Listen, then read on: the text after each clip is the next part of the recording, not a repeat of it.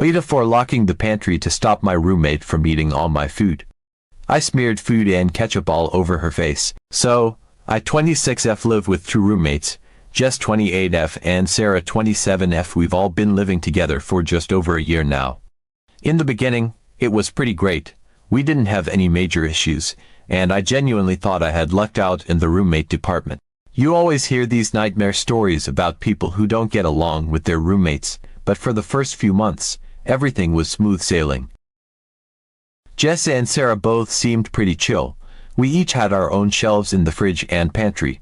There was kind of an unspoken agreement that if you ran out of, like, ketchup or something small, it was fine to borrow some from each other, but we all generally respected one another's space. I mean, we're adults, right? How hard could it be to not touch other people's stuff? Things were fine at first. Jess and I would occasionally share food, like, if I made a big dinner, I didn't mind offering her some. It wasn't a big deal. But after a while, I started noticing that she wasn't just borrowing small things like a splash of milk or a couple of chips. She started taking entire meals. I remember the first time it happened clearly. I had prepped a nice pasta dish that was supposed to last me the whole week. I came home from work looking forward to heating up a portion, only to find an empty container in the fridge. Jess had eaten the whole thing. I was pissed but didn't want to cause drama. I figured maybe it was an emergency, or she was really hungry and didn't have time to get food, so I decided to bring it up casually. I wasn't accusatory or anything, just a friendly reminder that we all have our own food, and it would be great if she could ask before taking something. She immediately apologized, said she hadn't realized how much she had eaten, and promised she'd replace it. I felt awkward about it, but I thought, okay, she gets it now. It won't happen again. But, of course, it did. It started with small things. I'd buy a bag of chips and suddenly half of it was gone before I even got a chance to sit down with them. Or I'd grab a snack for work the next day, only to find out that Jess had already helped herself to it. I'd come home starving after a long day, ready to dig into something I'd planned out, and she'd have taken it. And it wasn't like she was doing this out of desperation. She had her own food. It just seemed like she couldn't be bothered to make her own meals when mine were already there, cooked, prepped, and easy to grab. I confronted her again. This time I was a little more direct. I told her that while I didn't mind sharing occasionally, it was getting frustrating that my food kept disappearing without her asking. She apologized again, saying she'd been meaning to go grocery shopping but hadn't had the time. She promised, again, to replace everything and said it wouldn't happen anymore. Spoiler alert, it happened again. This time, it was my prepped lunches for the week. I work full-time, and meal prepping is something I rely on to save time during the week. I can't afford to eat out every day, and I also don't have the time to cook fresh meals every night. So, when I came home to find that 2 of my carefully prepped meals were just gone, I lost my cool. I'm not proud of it, but I snapped at Jess. I told her that this was getting ridiculous and that I couldn't afford to keep feeding both of us. She played dumb at first, like she didn't realize how much she had taken, but eventually, she apologized yet again and promised to pay me back.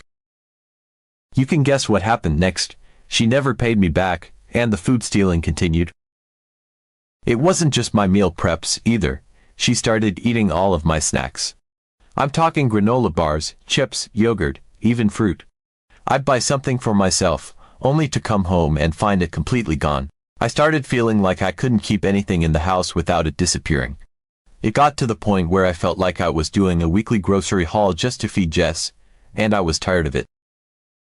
After one particularly frustrating day, I had a long talk with her. I explained how much this was affecting me, both financially and emotionally. It's exhausting to come home and find that your food is constantly being taken without permission, especially when you're on a budget. Jess apologized again, but I could tell it was just to get me to stop talking. She'd apologize, but nothing ever changed. Then came the breaking point. I had made this amazing stir-fry that I was really proud of. I'd prepped it all over the weekend, and it was supposed to last me for a few dinners. I was looking forward to having it after a long day at work, but when I opened the fridge, the entire container was gone. Jess had eaten the entire thing. I was furious. I stormed into her room and demanded to know why she thought it was okay to eat my entire meal without even asking. She gave me some lame excuse about being so hungry and said she'd pay me back for it. I was done. I knew then that talking to her wasn't going to work. I had given her chance after chance, and nothing changed. So, I decided to take matters into my own hands. The next day, I ordered a lockbox for the pantry. It wasn't anything crazy, just a small lockable storage box where I could keep my dry goods and snacks. I also cleared out a section of the fridge, labeled it as mine, and started locking up anything I didn't want Jess to take. It felt a little extreme, but at that point, I didn't see any other option. I wasn't going to keep feeding her, and talking clearly wasn't working. Jess noticed the lockbox pretty quickly. She didn't say anything at first, but I could tell she was pissed. She started making passive-aggressive comments like, "Oh, I guess we're locking up food now, and can't even trust your roommates." Huh? She even made a sarcastic comment in front of some of our mutual friends about how I was putting everything under lock and key like we were in some kind of prison. It was so awkward, and I felt like she was trying to make me look like the bad guy. What really pissed me off, though, was that Sarah, our other roommate, started getting involved. She came to me one night and said she understood why I was frustrated but that she thought I was taking things too far by locking up my food. She told me it was creating tension in the house and making things uncomfortable. I explained that I had no other choice. Jess wasn't respecting my boundaries, and I couldn't keep affording to feed her. Sarah sympathized but still said that I should have tried handling it in a less aggressive way. At that point, I was just over it. I didn't think I was being aggressive, I was just protecting my stuff. I didn't want to fight with my roommates, but I also wasn't going to be a doormat. And yet, here I am, feeling like I'm the bad guy for simply wanting to keep my food safe. At that point, I was just over it. I didn't think I was being aggressive, I was just protecting my stuff. I didn't want to fight with my roommates, but I also wasn't going to be a doormat. And yet, here I am, feeling like I'm the bad guy for simply wanting to keep my food safe. Jess had made it clear she had no boundaries when it came to my groceries, and while I didn't want to escalate things any further, I know I wasn't the one in the wrong here. A couple of days after the passive-aggressive comments started, Jess decided to sit me down for what she called a house talk. I knew this was going to be more about her trying to paint herself as the victim, but I went along with it because, honestly, I thought maybe we could finally resolve this once and for all. Maybe, just maybe, she'd see things from my perspective if we talked it out. Well, I was wrong. We sat down in the living room. Jess started off by saying how uncomfortable the house had become because of all the tension. She was all like, "I think we need to address this lockbox situation. We live together, and there should be trust between us. I don't think it's fair that you're locking up food. If we're roommates, we shouldn't be treating each other like criminals or thieves." At that point, I was already holding back an eye roll. The trust between us. That would imply there was ever trust in the first place, and honestly, if she had respected my boundaries and stopped eating my food when I first brought it up, none of this would have even happened. I stayed calm, though. I told her, "I'm not locking up my food because I don't trust you in general, Jess. I'm locking it up because you keep eating it, and we've had this conversation multiple times. This is the only way I can make sure my groceries are safe." That's when Jess's tone shifted. She got defensive, and I could tell the conversation was about to go sideways. She folded her arms, leaned back, and said, "Well, maybe if you didn't make it so easy, I wouldn't feel the need to eat your stuff. It's not like I don't cook. I just get busy, but seriously, we should trust each other. If you're going to keep locking up your food, I'm going to have to take action." Take action? At that point, I was honestly confused. What was she planning to do? Eat my food even more aggressively, steal the lockbox? I had no idea what taking action meant, but the whole thing was starting to feel ridiculous. So, I told her, "Jess, I don't hide my food from Sarah. I don't hide it from guests. I'm locking it up because you're so lazy you can't even cook for yourself. You think you're entitled to other people's stuff, and I'm done subsidizing your eating habits." She looked absolutely offended, like I had just slapped her across the face. She leaned forward and snapped, "I'm not lazy. I cook. I fried your food before I ate it. Isn't that cooking?" For a moment, I didn't know whether to laugh or be even more pissed. Did she really just say that reheating my meal prep and frying it counted as cooking?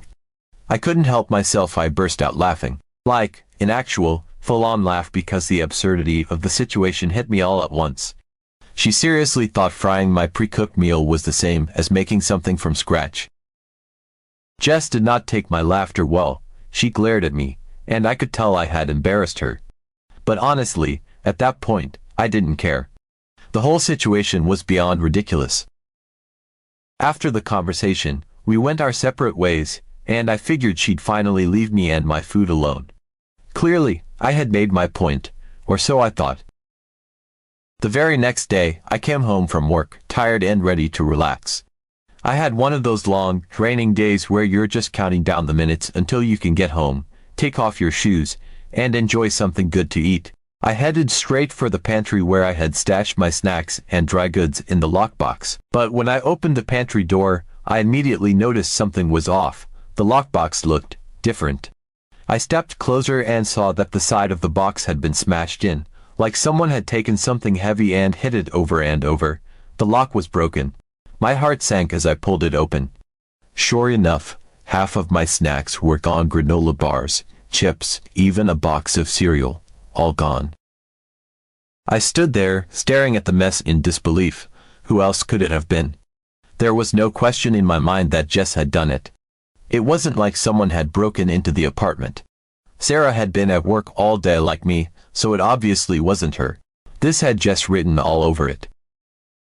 I took a deep breath, trying to calm myself down, but I was absolutely livid. This wasn't just about taking food anymore. This was a blatant act of disrespect. Jess had intentionally broken into my stuff because I wouldn't let her steal my food anymore. She had made it personal.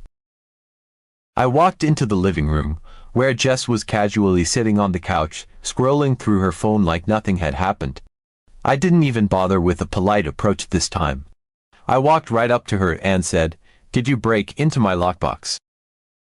She barely glanced up from her phone. "I don't know what you're talking about," she said, her voice completely nonchalant, as if this was the most normal conversation in the world. "Jess," I said, my voice shaking with frustration, "my lockbox is smashed, and half my food is gone. I know you did it. You're the only one who's been passive-aggressive about this whole situation, and now my stuff is missing." She finally looked up at me, still feigning innocence. "Maybe you should have gotten a better lock," she said with a smirk. "It's not my fault if your stuff isn't secure." I couldn't believe what I was hearing. The audacity of it all. She wasn't even denying it. She was straight up admitting that she'd broken into my box and stolen my food, but she was acting like it was my fault for not having a stronger lock. I was beyond angry at this point, but I didn't want to give her the satisfaction of seeing me lose my temper. "Jess," I said, trying to keep my voice steady, "you've crossed a line. You can't just take my stuff and act like it's no big deal. I don't care if you think locking up food is childish. I did it because you gave me no choice, and now you've destroyed my property. You need to replace everything you took and pay for the damage." She just shrugged, totally unbothered. "I didn't break anything," she said, still playing dumb, "but if you want to make a big deal out of it, go ahead. I'm not replacing anything." At that point, I realized there was no reasoning with her. Jess wasn't going to take responsibility for her actions, and I was done wasting my energy on her. I walked away, knowing I had two options: either let it go or escalate things further. So after the whole lockbox fiasco, I had a choice to make. Either I could continue trying to safeguard my food like it was Fort Knox, or I could switch things up entirely. I decided to change my approach, hoping it would drive the point home. Maybe if I made it even more inconvenient for Jess to steal from me, she'd finally get the hint. So I went to the kitchen and moved everything I had out of the lockbox and into the refrigerator. Dry goods, snacks, prepped meals, all of it. And I didn't just shove it in haphazardly. No, I organized it so meticulously that you could practically hear the Tetris theme playing in the background. I arranged my stuff in such a way that if even one thing went missing, it would be immediately obvious. I labeled everything, from containers to condiment bottles, like it was some kind of meal prep crime scene. When Jess came home that evening, I made a point of letting her know, calmly but clearly. I told her, from now on, all my food is going in the fridge, out in the open. If you take anything without asking, I'm going to have to start measuring it, and I'm keeping track of everything. At first, she looked at me like I'd completely lost it. Then she started laughing. Not just a small chuckle, no. She was full on with laughter, as if what I said was the most absurd thing she'd ever heard. "You're seriously going to measure your food?" she asked, still laughing. "Do you think that's going to stop me? You're just making it easier for me. Now I don't have to break into your stupid box." I just stood there, biting my tongue, because I knew she was trying to bait me into an argument. Jess loved to push buttons, and I wasn't going to give her the satisfaction of seeing me snap. Instead, I just repeated, "I'm measuring everything." Then I turned and went back to my room. I was pissed, though. I could feel the anger boiling up inside me, but I needed to let it cool down. I didn't want to lose my temper and do something rash. But in the back of my mind, I knew this wasn't over, not by a long shot. The next day, I came home from work, tired, hungry, and just wanting to relax. But as soon as I walked through the door, I knew something was off. I could hear someone in the kitchen, and the unmistakable smell of my food hit my nose. I dropped my bag and rushed in to see Jess, sitting at the kitchen table with a plate full of my leftovers. She wasn't even trying to hide it. She looked up at me with a smirk, shoving a forkful of my food into her mouth like she was daring me to say something. "Oh hey," she said, her mouth full, "this is really good. You should have told me you were such a good cook." I was done, absolutely done. My patience was officially at its limit. Without even thinking, I stormed over to her. Jess was too busy enjoying my meal to notice what was about to happen.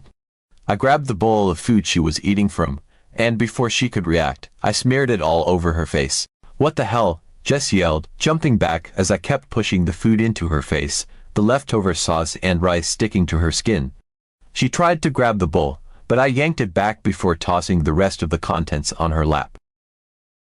"Are you serious?" she shrieked, wiping food off her face with her sleeve. "Are you out of your mind?" I didn't stop. I went straight for the ketchup bottle. I twisted off the cap, and with Jess still sitting there in shock, I squirted ketchup all over her hair. It dripped down in thick, red globs coating her head like a bad scene from a horror movie. "Do you know how long it takes to fry food?" Jess screamed, flailing her arms to get the ketchup off her face. "I fried this, that's cooking, it takes time." I was beyond reasoning at this point. I squeezed the bottle harder, laughing as ketchup splattered across her shirt and onto the table. "Cooking? You mean my food that you stole again?" I said between bursts of laughter. "Oh, yeah, Jess. It must have been so hard to heat up something that I already made." Jess was scrambling now, trying to push past me, but I wasn't done. I grabbed another handful of the food that was still left in the bowl and smeared it right into her face again. It was messy, it was chaotic, and it was oddly satisfying. "You owe me $1,000, I said, still laughing. "You've eaten how many of my groceries?" "Yeah, I'm adding it up. Every meal you stole, every snack you never replaced. It's adding up, Jess, and I want my money back." $1,000? Are you crazy?" Jess shouted, standing up, her hair a sticky mess of ketchup and food. "I'm not paying you anything, you're insane." "Oh, you're going to pay me," I said, dead serious now. "One way or another, you're going to make this right. If you don't, I'm going to keep track of everything, and I'll take this up with the landlord. Or maybe even small claims court. Either way, you're paying." Jess stood there, still wiping food from her face and hair, glaring at me like she wanted to throw something at me. But she didn't. She knew she was in the wrong, and no matter how much she tried to twist things, she couldn't get out of this one. Not this time. "You're crazy," she muttered, backing away. "I'm not paying for your groceries." I crossed my arms and stood my ground. "We'll see about that." And with that, Jess stormed off to her room, slamming the door behind her. I stood in the kitchen, still feeling the rush of adrenaline, surrounded by the mess I had just made. Part of me was shocked at how far things had escalated, but another part of me felt satisfied. In the days that followed, I noticed an immediate shift. My food, it wasn't disappearing anymore. No snacks mysteriously vanished. No more missing prep meals or last-minute runs to the store because something I was planning to eat had somehow ended up in Jess's stomach. It was quiet, almost too quiet, but for once, it felt like I could open the fridge without worrying that half my groceries were going to be gone. I could see Jess sulking around the apartment, giving me side-eye whenever she passed by. She didn't say much, but the tension in the air was thick. She was definitely pissed, and I didn't blame her for being angry about the way I'd humiliated her with the ketchup and the food smearing fiasco. But what could she say at this point? She was the one who kept taking my food, lying about replacing it, and acting like I was the crazy one for being upset. If anything, this was long overdue. One afternoon, about a week later, I decided it was time to bring up the one thing Jess hadn't addressed yet, the money. I had made it clear that she owed me for all the groceries she had taken without permission, and I wasn't about to let her off the hook. I had given her time to cool off, but enough was enough. I knocked on Jess's door, and when she didn't answer, I pushed it open a little and called out, "Hey, Jess. We need to talk about something." There was a beat of silence before I heard her sigh, and she begrudgingly muttered, "What now?" I walked into the living room where she was lounging on the couch, scrolling through her phone, clearly trying to act like everything was fine between us, but I wasn't here for small talk. "So," I started, crossing my arms, "it's been a week. You've stopped taking my food, which is great, but we still have some unfinished business." Jess barely looked up from her phone, her face a mixture of annoyance and indifference. I could already tell this conversation wasn't going to be easy.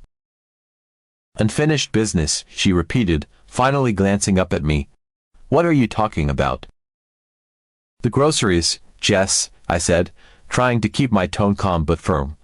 "You owe me for everything you took without asking. I'm not letting this go. I've calculated it all, and you owe me $1,000. At this, Jess's expression changed. She sat up a little straighter, giving me an incredulous look. $1,000. She scoffed, putting her phone down. "Are you serious? What groceries are worth $1,000? You're exaggerating."